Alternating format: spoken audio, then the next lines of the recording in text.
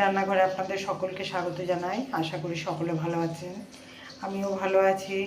চলুন, নিয়ে চলে এসেছি আজকে আবার একটা রেসিপি। আজকে করব চিলি পনির।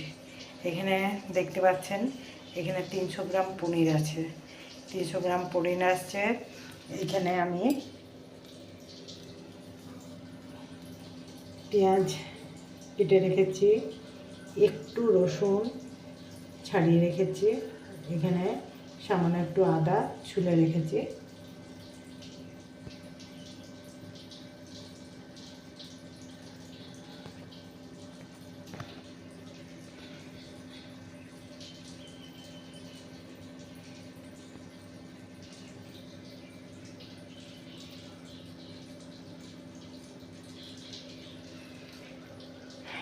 এখানে পনিরটা আগে আমি কেটে নিচ্ছি।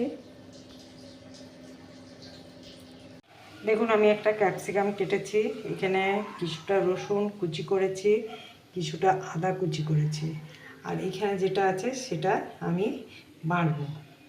আর এই যে পনিরটা কাটছি, তার মধ্যে আমি কড়াটা বসিয়ে দিয়েছি, কারণ পেঁয়াজটা ভাজতে একটু সময় লাগবে, তো তাই পেঁয়াজটাকে ভেজে নিই।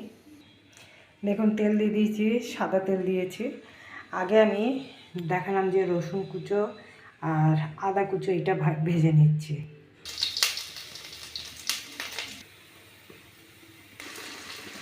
দেখুন, পেঁয়াজগুলো দিয়ে দিলাম। পেঁয়াজটা ভাজতে বেশ কিছুটা সময় লাগবে।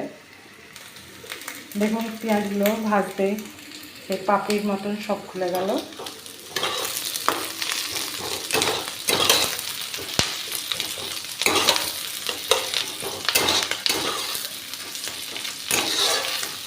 পেঁয়াজটা ঠিক এই পর্যায়েই ভাজাটা রাখবো।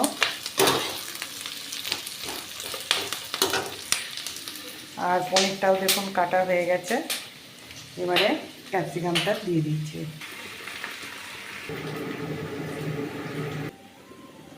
দেখুন, আদা রসুন তার সাথে দুটো কাঁচা লঙ্কা থেতো করে নিলাম। আর এটাও আমার প্রায় ভাজা হয়ে গেছে। এবার আমি এক এক করে মশলাগুলো দিয়ে দিচ্ছি। দেখুন, আদা রসুন কাঁচা লঙ্কা থেতো, জিরে গুঁড়ি, ধনে গুঁড়ি, গরম মশলা গুঁড়ি আর হলুদ গুঁড়ি দিলাম। এবারে ভালো করে এগুলোকে সবগুলোকে মিশিয়ে নিই। দেখুন, মশলার সাথে আমি দিলাম কাশ্মীরি লঙ্কা গুঁড়ি আর আন্দাজ মতন নুন। এটাকেও ভালো করে মিশিয়ে নিচ্ছি। দেখুন, মশলাটা থেকে তেল ছাড়তে শুরু করেছে। এরপরে আমি দিয়ে দিচ্ছি সস। দেখুন, এটা দিচ্ছি আমি সোয়া সস। দেবো আমি ওই 1 ফোঁটার মতন, বাস আর দিচ্ছি না, কারণ এটাতে দিলে টক হয়ে যায়। আমি টমেটো সস দিয়ে দিলাম। এরপরে দেবো চিলি সস। দেখুন, চিলি সসটা দিয়ে দিলাম। এরপরে সবগুলো আবার একটু ভালো করে মিশিয়ে নিয়ে আর পনিরটাও দিয়ে দিচ্ছি। দেখুন, পনিরটা দিয়ে দিলাম।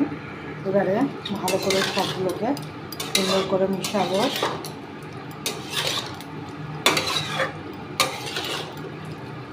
কারণ পনিরটা আমি ভাজিনি, ভাজলে না একটু শক্ত হয়ে যায়।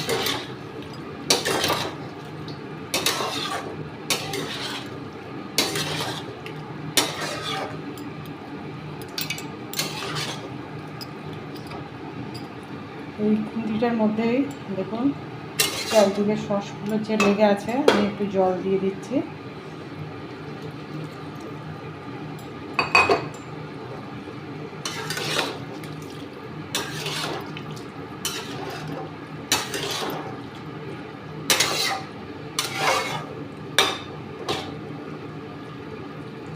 এবার একটু একদম গ্যাসটা লো করে আমি একটু ঢাকা দিয়ে দিচ্ছি, যাতে পনিরের মধ্যে নুন মিষ্টি সবটাই ঢোকে।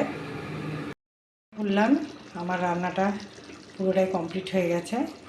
হ্যাঁ, এই ঝোলটা একটু ঠান্ডা হলে কিছুটা মানে টেনে নেবে, তো সেজন্য আমি এই অবস্থাতেই আমি রেখে দিচ্ছি। আশা করি আপনাদের যদি ভালো লাগলো রেসিপিটা, তাহলে অবশ্যই একটা লাইক করবেন, শেয়ার করবেন, অবশ্যই সাবস্ক্রাইব করতে ভুলবেন না।